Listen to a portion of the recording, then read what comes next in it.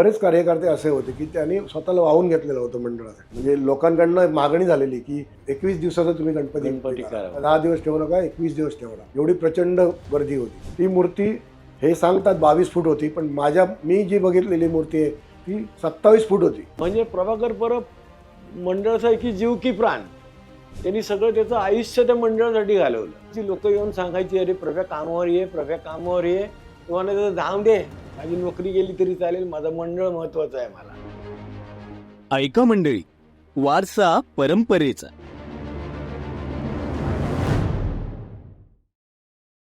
नमस्कार, मी सुरेश जयराम परब. मी प्रभाकर परबांचा 4 नंबरचा भाऊ. मी कृष्णाजी जयराम परब उर्फ बाळा, मी त्यांचा 5 नंबरचा भाऊ.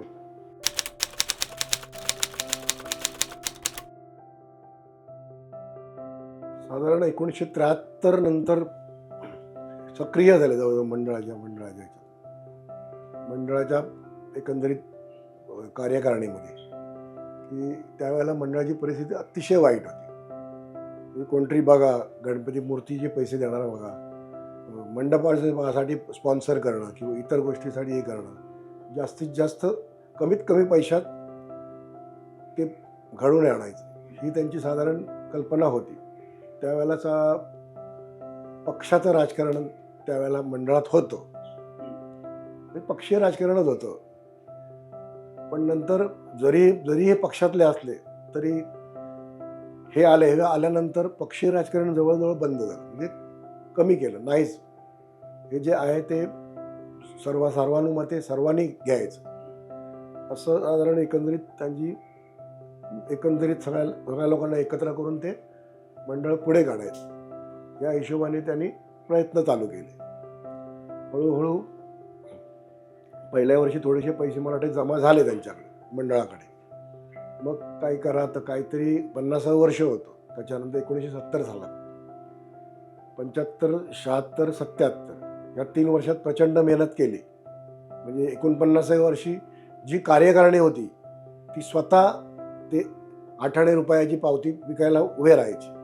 ते प्रल्हाद सदावर्ते होते, शशिकांत सावंत होते, त्याच्या यशवंत लुडबे होते. आणखी बरेच कार्यकर्ते असे होते की त्यांनी स्वतःला वाहून घेतलेलं होतं मंडळासाठी. म्हणजे प्रल्हाद सदावर्तेंच्या बाबतीत बोलायचं, त्यांना घशाचा त्रास होता, तरी पण अगदी ओरडून की बाबा माझ्याकडनं पैसे हे घ्या, तिकीटं घ्या आणि आम्हाला मदत करा, असं सांगायचे. 49व्या वर्षी 50व्या वर्षी साधारण त्यांनी एक हे केलं की बाबा मोठा आपण गणपती किंवा काहीतरी वेगळं करायचं 50व्या वर्षी, या हिशोबाने त्यांनी प्रयत्न चालू केले. तर आपल्या त्यावेळेला श्याम सारंग हे आपले मूर्तिकार होते, पण श्याम सारंगांनी त्यांना वेळ नसल्यामुळे मला ते नकार दिला त्यावेळेला, किंवा मला जमणार नाही एवढी मोठी, किंवा तुम्ही जे काय करता. कारण पहिली गोष्ट, त्यांना पैसे पूर्ण कधी मिळालेलेच नव्हते मूर्तीचे. कदाचित तो त्यांचा हे असेल की बाबा आपल्याला पैसे देणार किंवा देणार नाहीत, त्या हिशोबाने त्यांनी नाही म्हणून सांगितलं. मग दुसरा मूर्तिकार शोधा, किंवा त्यावेळेला बाळा पाटकर नावाचे गृहस्थ होतं, ते त्यांच्याबरोबर कायम असायचे, त्यांच्या कारखान्यात कायम बसलेला असायचं. त्यांनी सजेस्ट केलं की आपल्याकडे मूर्तिकार आहे, तुम्हाला काय, तुमचं जर काय प्रस्ताव असेल तर बोलूया आपण. मग ते बबन सावंत, प्रभाकर परब, लुडबे हे सगळे एकत्र आले, मोठी कार्यकारिणी, आणि त्यांनी डिसिजन केलं की काहीतरी वेगळं आपण करूया. तर उंच मूर्ती बनवायची, कमळातली उंच मूर्ती बनवायची असं ठरलं. आणि मग वेलिंगाने पण पुढाकार घेतला. वेलिंग म्हणाले मी मला बनवायचंच होतं उंच अशी मूर्ती, तर आपण ती करूया म्हणून. आणि अशा पद्धतीने त्यांचं ते चालू झालं. मूर्ती बनवली, पैसे नव्हते तरी पण त्यांनी काटकसर करून, स्वतः मेहनत करून, काही जेवढे आबा खानदारे, दत्ता खानदारे, बबन सावंत, लुडबे, यशवंत लुडबे, दया कोलगावकर, माने, मन्ना म्हणजे प्रमोद राऊत, त्याच्यानंतर विवेक माने, ही अशी जी मंडळी त्याच्या भोवती होती, म्हणजे ही सगळी मंडळी त्याला गुरु मानायची. सत्यवान कोरगावकर, हे सगळे साईड बाय साईड त्यांना टेक्निकली हे देणारे होते. मग चला मंडप आपल्याकडे आता टेलर नाही, आत्ता कसं आपण सगळं तयार बघतो, त्यावेळेला हे नव्हतं. त्यावेळेला शिलाई मशीन घ्यायची आणि बॅकग्राऊंड उभं करायचं, बॅकग्राऊंड बांधणे, हे सगळं हे कार्यकर्तेच करायचे. तिसऱ्या माळ्यावर चढून ते बॅकग्राऊंड बांधलं जायचं. आणि का तर कॉस्ट कळले आपल्याला पैसे कमी आहेत आपल्याकडे, तर त्याच्यातनं वाचवायचे पैसे. मग तिथून मग सुरुवात केली. मग पहिल्या वर्षी प्रचंड प्रतिसाद मिळाला. 50 आपल्या लाईन होत्या त्या न भूतो न भविष्यती अशा होत्या. म्हणजे लोकांकडनं मागणी झालेली की 21 दिवसाचा तुम्ही गणपती करा, की 10 दिवस ठेवू नका, 21 दिवस ठेवू. एवढी प्रचंड गर्दी होती. मोठे मोठे लोक आलेले त्यावेळेला बघायला, काय आहे नक्की, कसं देठावर कसं बसवलं आहे त्यांनी, काय केलं, हे सगळ्या गोष्टी टेक्निकली. खाली तलाव बांधलेला होता. म्हणजे काही लोकांना म्हणजे आश्चर्य वाटायचं, हे तलाव पैसे टाकून बघायचे तलाव आहे किंवा पाणी आहे का, पाणी खरोखर पाणी आहे किंवा नाही ते. बदकं सोडली होती. हां, ते सगळं करायचे. पहिल्या वर्षी लोकांचा खूप प्रतिसाद मिळाला, चांगले पैसे मिळाले मंडळाचे दिवसच फिरले. मंडळाकडे काहीच नव्हतं. त्याच्यानंतर समोर हरिदास मधुरदासमध्ये 77 सालात ती एक रूम होती, ती भाड्याने घेतली. मंडळाकडे रूम नव्हती, ऑफिस नव्हतं, ती भाड्याने घेतली. ती भाड्याने घेऊन 78व्या वर्षी त्यांनी धनटेरेसमधली रूम पहिल्या माळ्यावरची विकत घेतली. देवरुखकर सोनारांची रूम होती, ती विकत घेतली. आणि मग त्याच्यानंतर मंडळाची भरभराटच चालू झाली, ते आतापर्यंत. तेव्हा मंडळाची रूम म्हणजे आमचीच खोली. हा, आमची खोली म्हणजे मंडळाची खोली. सगळं सामान आमच्याकडे. येऊन आमच्या घरात जेव्हा आलेला प्रसाद, कमळावरचा गणपती झाला मोठा ना, तेव्हा एवढे पैसे मंडळाकडे आले. बॉक्स म्हणजे ब्रिटानिया बिस्किटचे डबे असतात ना, ते डबे भरायचे. ते डबे भरून आता ठेवायचे कुठे, घरदार काय ना आपल्या मंडळाला, सगळे आमच्या घरात होते. कित्येक दिवस आमच्या घरात होते. त्याला सील बंद करून आमच्या घरात ठेवले होते. पेढे असतील किंवा मंडळाचे सगळं आमच्या घरात असायचं.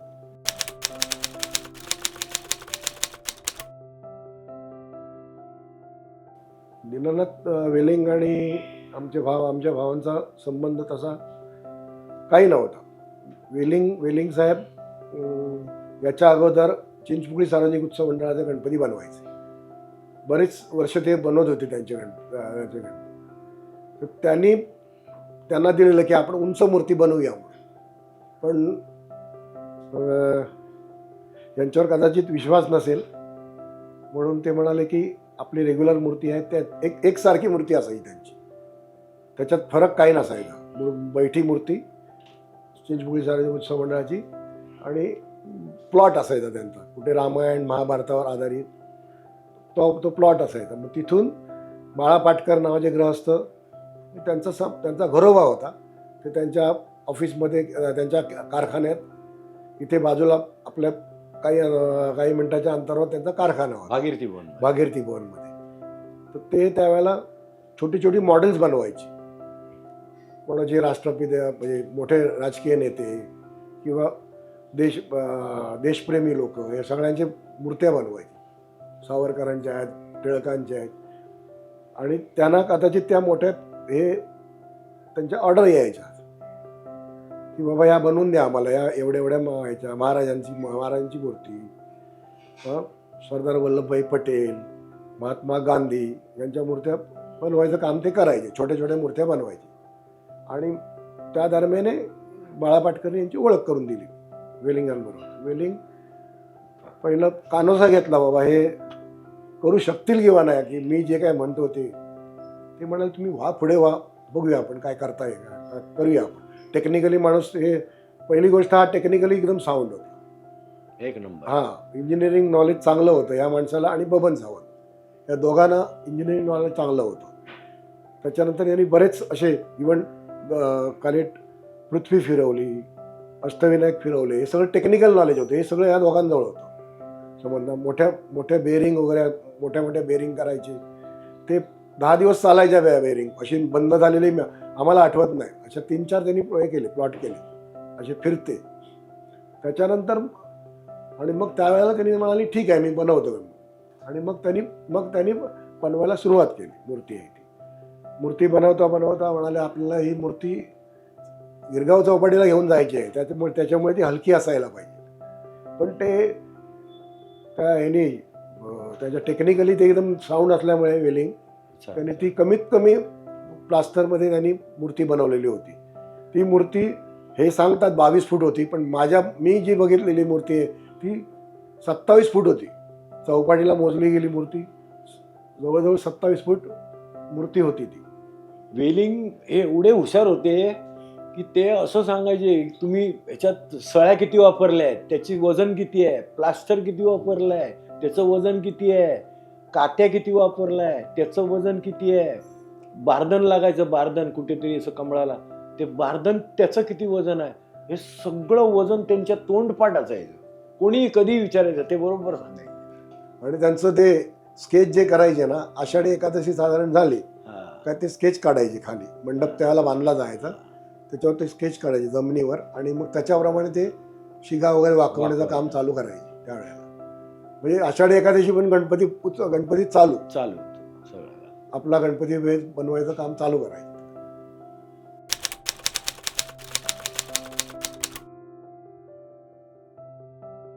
त्यावेळेला धडपडीचा असा कार्यकर्ते गोळा करण्या प्रकारच नव्हता. कसे त्यावेळेला बेकारी खूप होती. हे जे आता जे मोठे चांगले झाले सेटल आहेत ते सगळे बेकार होते त्यावेळेला सगळे. त्याच्यामुळे एकत्र येणं काय तर चला मंडळाचं काम करूया, 2 आले 5 आले 10 आले, मग इथून समोरची बाजू आली, मेहता मेन्शन, हाजी कासम, हे सगळे एकत्र झाले. आणि मग त्या कार्यकर्त्यांची तशी तूट नव्हती. कार्यकर्ते अगदी खूप झाले, प्रचंड खूप कार्यकर्ते. पण सुरुवातीला कोण नसायचे, फक्त आमच्या गणेश गल्लीतलेच कार्यकर्ते असायचे. गणेश गल्लीच्या बाहेरचा कोणीही कार्यकर्ता नसायचा. अर्ध लालबाग सोडून गेलेले आहेत ते, जे 10 दिवसात येतात त्यावेळेला बऱ्याच आठवणी निघतात. त्यावेळेस जुन्या आठवणी. 2 वर्ष गेले.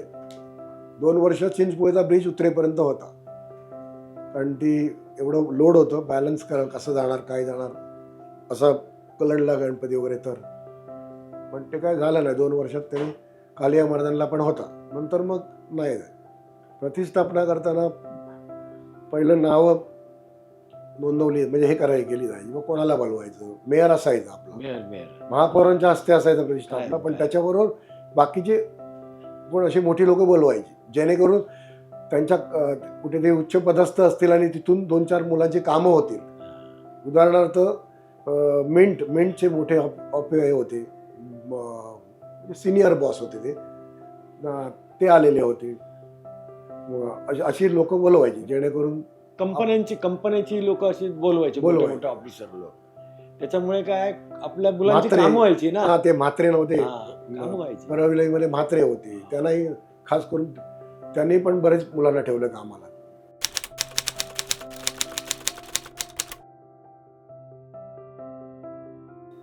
प्रभाकर परब म्हणजे फक्त बाहेरच्या लोकांना चांगले होते, घरच्या लोकांच्या पूर्ण विरुद्ध असायचे.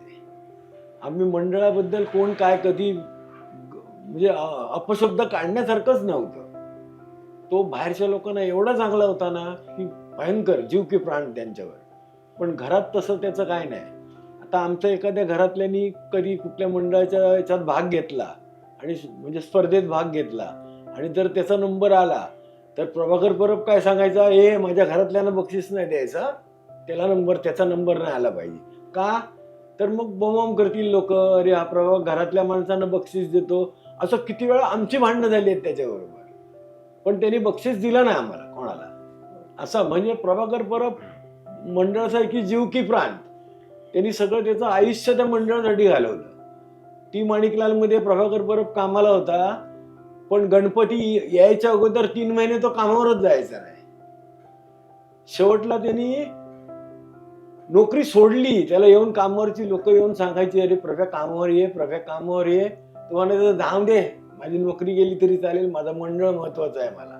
म्हणजे एवढं मंडळासाठी त्याचं हे होतं खूप, म्हणजे जीवाच्या पलीकडे तो काम करा. आजारी असला तरी तो गटारात हात घालायची पण तयारी असायची. सगळं हे जेवढ्या कार्यकर्त्यांची नावं घेतली मगाशी मी, सगळे गटरात हात घालायचे सगळं आम्ही सगळं काम स्वतः सगळं. करायचे ना. कॉन्ट्रॅक्ट पद्धत कोणालाच नाही. शिलाई मशीन पासून सगळं काम आम्ही. बॅकग्राऊंड शिवायची हा, एवढी मोठी गटार साफ करणं, कुठे काय घाण असेल ती उचलून टाकणं. म्हणजे हे जे आमची मुलं होती ना, त्यांना प्रभाकर परबच्या गँगला काय बोलायचे, माथाडी कामगार. माथाडी कामगार माहितीये, माथाडी कामगार म्हणजे उचला उचलीवाले असतात ना, ते माथाडी कामगार. तसं ह्या मुलांना नाव पडलं होतं. हे अरे आपल्या माथाडी कामगारांना बोलव, चला सगळं साफ करा. की 2 दिवसात पूर्ण साफ व्हायचं. जसं आता संजय सावंत करतो तसंच. हा, जे संजय काम करतो हा. तेच काम. तर पहिल्या वर्षी कमळाच्या वेळेला जे हे बनवायचं होतं, खाली टाकी म्हणजे हे बनवाय, त्याचा बेस जो होता ना, ती दगड BST कडनं आणलेले उचलून. हा. गाडीवर हातगाडीवर टाकून हे काळे दगड येतात त्याला हे करायसाठी. BST कॉलनीकडे पडलेले दगड उचलून आणले तिथे. मी किती मेहनत केली होती त्यावेळेला. आता मंडळ ठीक आहे, मंडळाकडे आता पैसे आहेत, मंडळ आता त्या पैशाचा व्यवस्थित उपयोग करते. त्यावेळेला मंडळाकडे पैसे नसायचे, पण मेहनत करायची भयंकर ताकद होती. फक्त एवढं याचा एकच दुर्गुण होता की तो माणूस पुढे नाही आहे. कधीच पुढे नाही आला कोणाच्या. पुढे नसल्यामुळे ह्या भागाचं नुकसान खूप झालं. पुढे यायला पाहिजे. तुम्ही कोण आहेत ते समजायला पाहिजे. बाबा एवढं जे मॅनेज करतो बबन सावंत आहे, तो आहे, पुढे नाही. पाहुणे आले का हे घरी. हा. कधी उद्घाटन असायचं गणपतीचं, आमचा प्रभा परब कधीच त्या गणपतीच्या उत्सवात नसायचा. तो घरी झोपलेला असायचा आणि कोण आला उठवायला तो त्यांना उलट सुलट बोलून हाकलून लावायचा. पण त्या उद्घाटनात कधी तो गेला नाही तिथे. पण येताना यायचं 7, 7:30, 8 वाजता यायचं सकाळी सगळे शेवटपर्यंत असायचं ना गणपतीचं काम संपेपर्यंत. आला की येऊन झोपायचा तो. आणि तेव्हा आमचा माळा होता, त्या माळ्यावर झोपल्यावर कोणाला समजायचं नाही कुठे आहे तो. आम्ही काय त्याला उठवायचो नाही, कारण तो आमच्यावर वैतागायचा. म्हणून आम्ही त्याला कधी उठवलं नाही. भाऊ कोण आला उठवायला तर तूच जा आणि उठव, आम्ही काय त्याला उठवणार नाही. जर पुढे गेलं असतं आणखीन 5-25 मुलं कामाला नक्की कामाला ठेवले. सहज. खूप लोकांना कामाला ठेवले त्यांनी.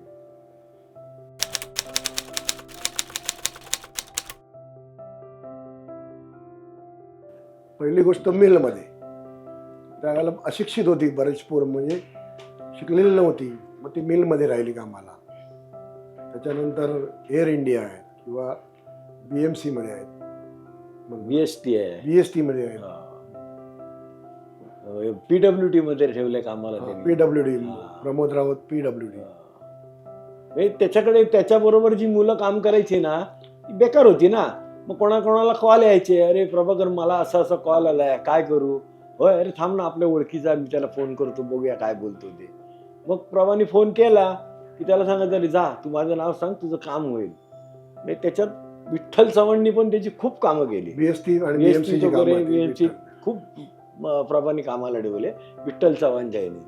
त्याच्यात जर कोणी पुडाबिडा आणला काय त्याला ते असं घेणं बिणं काय नव्हतं. मिठाईचा पुडा पण तो वाटून टाकून टाकायचा. इथे नाही, घरी नाही कधी आणलं त्याने.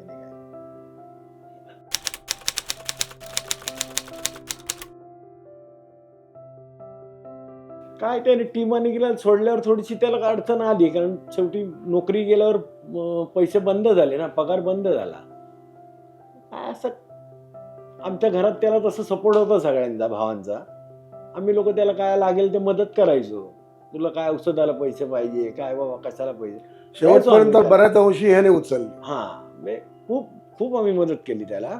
आमचा भाऊ, मोठा भाऊ म्हणून.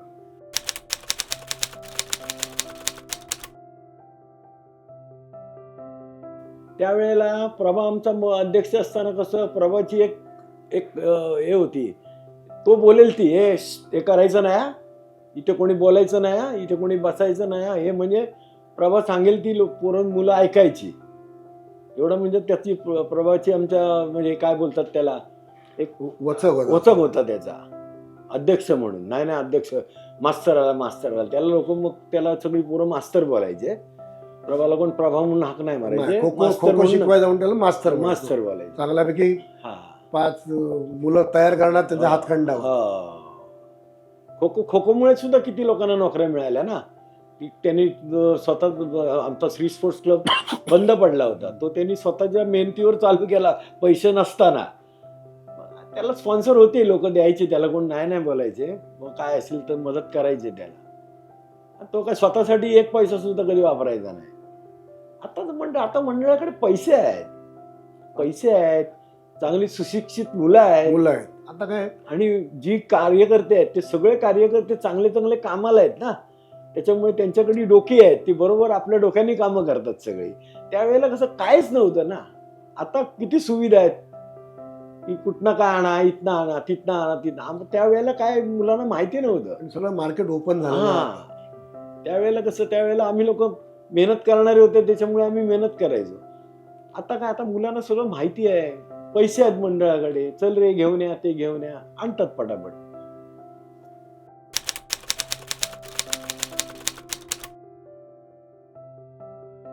साधारण पैसे जमा झाल्यानंतर, साधारण मंडळाकडे 4 पैसे जमा झाल्यानंतर विविध जी शैक्षणिक किंवा समाजोपयोगी कार्यक्रम घ्यायचे. उदाहरणार्थ पावसात जे काही गावं पीडित वगैरे व्हायची, तिथे जाऊन त्यांना मदत करणं, भांड्यांपासून किंवा कपडे भांडी इत्यादीमध्ये ती त्यावेळेपासून सुरुवात झालेली होती.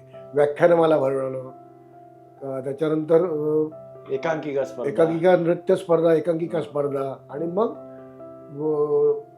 रक्तदान शिबिर, SSC व्याख्यानमाला, या सगळ्या बऱ्याच मंडळाच्या कुवतीत असलेल्या बरेचसे व्याख्यान कार्यक्रम घेतले जायचे.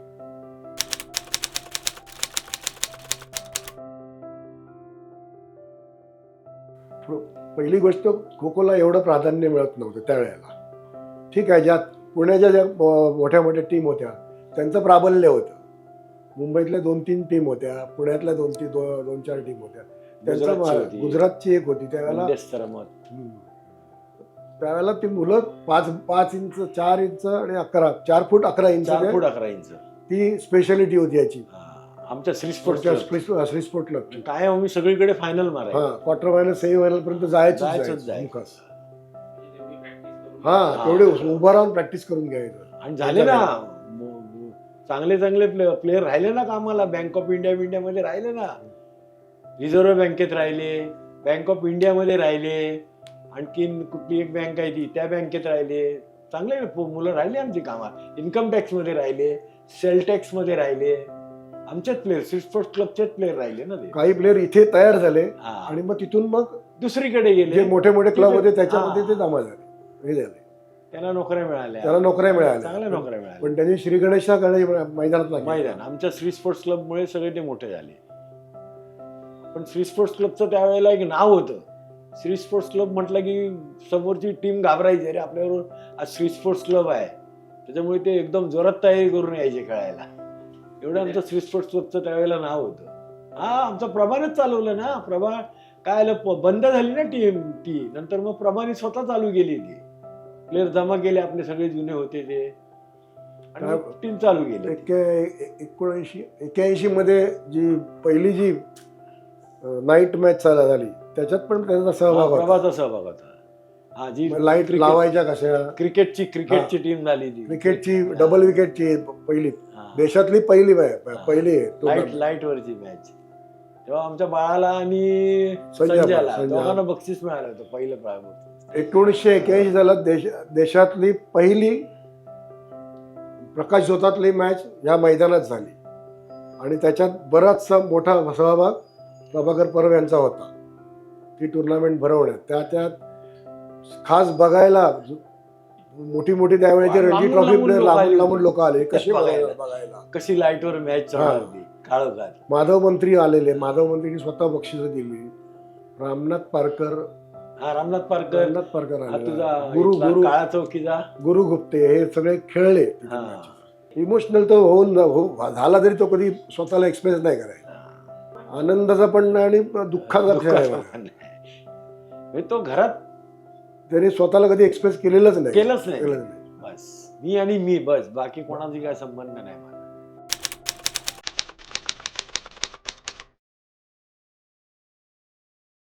त्याचं काय एकच, मी आणि माझा उत्सव मंडळ हेच मला प्यारे आहे, बाकी तुम्ही मला कोण प्यारे नाही, असं त्याचं प्रभाकर परबचं ब्रीद वाक्य होतं ते. थोडक्यात सांगायचं, 10 दिवसात प्रचंड गर्दी असायची त्या दरम्यान, आणि गर्दी वाढली का पोलिसांचा इंटेलिजन्स खूप वाढायचा. मग त्याच्यात हे लोक जायची पोलीस स्टेशनला, शेवटचे 2-3 दिवस पोलीस स्टेशनलाच असायची. कुठल्या कुठल्या केसेस काय, मग आता केस घेऊ नका म्हणून सांगायची काय काय कार्यकर्त्यांना, कार्यकर्त्यांवर केसेस घ्यायचे ना. घ्यायचं नाही किंवा असं ह्याच्यासाठी ते पोलीस स्टेशनला असायचे त्या दरम्यान. कारण काय, पोलीसवाले यायचे, काय काय प्रश्न विचारायचे, आपले कार्यकर्ते सगळे जागरणाने व्यस्त म्हणजे एकदम त्रस्त असायचे ना. आणि पोलीसवाले येऊन काय काय उगाच नको नको ते प्रश्न विचारायचे. मग पोलीसवाल्यांबरोबर उद्धटगिरी व्हायची. हा, मग झाले यांच्यावर घेतल्या केसेस, यांच्यावर केसेस घेतल्या की चला सेक्रेटरी अध्यक्षाला पहिला घेऊन जावा, की मग 2-2 दिवस ते तिकडेच असायचे. आता गणपती जाताना मग ते केली भानगड कोणी भलत्यानीच, आपल्या मंडळाने नाही केली, केली भलत्यानीच. आणि आपल्या गणपतीच्या मुलांना दोघांना काहीतरी पकडलं, तिथलं भडकमकर मार्ग, भडकम मारपूट. तर तो दोघांना पकडल्यावर आमच्या आपली वसंत बाबे वगैरे गेले सोडवायला. आणि तो कोण सिनियर होता तर त्यांनी डायरेक्ट आमचा वसंत बाबेलाच बंद केला. किती दिवस, अध्यक्षाला 8 दिवस बंद केला. मग केवढं आपल्या मंडळाचं नाव खराब झालं. तर आमच्या मंडळाची मारामारी नव्हती, मारामारी कोणीतरी भलत्यातच केली. पण तो आमच्या मंडळाची 2 मुलं काहीतरी तिथे मिळाली, त्यांना घेऊन गेले. त्यांना सोडवायला म्हणून हे गेले तर ह्यानाच बंद केले. शेवटी मग आम्ही तिथे स्ट्राईक केला, गणपती हलवायचा नाही. मग पोलिसांनी आमच्यावर अक्षरशः लाठीमार केला. मग बाबा आमचे 2-4 म्हातारी लोक तिकडे गेली आणि मग माफी वगैरे मागितली. मग आम्ही तो गणपती तिकडनं हलवला. तेव्हा बैलगाडीवरनं गणपती जायचा. आणि शिस्तबद्ध असायचं, एकदम बाजूने दोरी असायची, हा. दोरीच्या आतमध्ये राहायचा. दोरीच्या बाहेर नाही जायचं.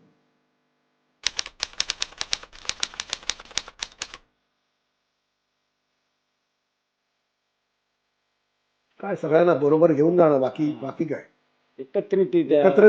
हा. आणि शक्यतो कोणावर वादिवाद नको, काय असेल ते चला समजून उमजून घ्या, मारामाऱ्या नाही झाल्या पाहिजे, सगळ्यांना बरोबर घेऊनच बरोबर घेऊन चाला. प्रगती करा, आणखीन प्रगती हे करा. आपलं सार्वजनिक मंडळ आहे, सगळ्यांचं आहे, एकट्याचं नाही. सगळ्यांच्या मतानी एकजुटीने हे चाललं पाहिजे. आता जसं चाललंय तसं त्याच्यापेक्षा चांगलं चाललं पाहिजे. आता चाललंय, वाईट नाही चाललंय, पण अजून त्याच्यात प्रोग्रेस व्हायला पाहिजे.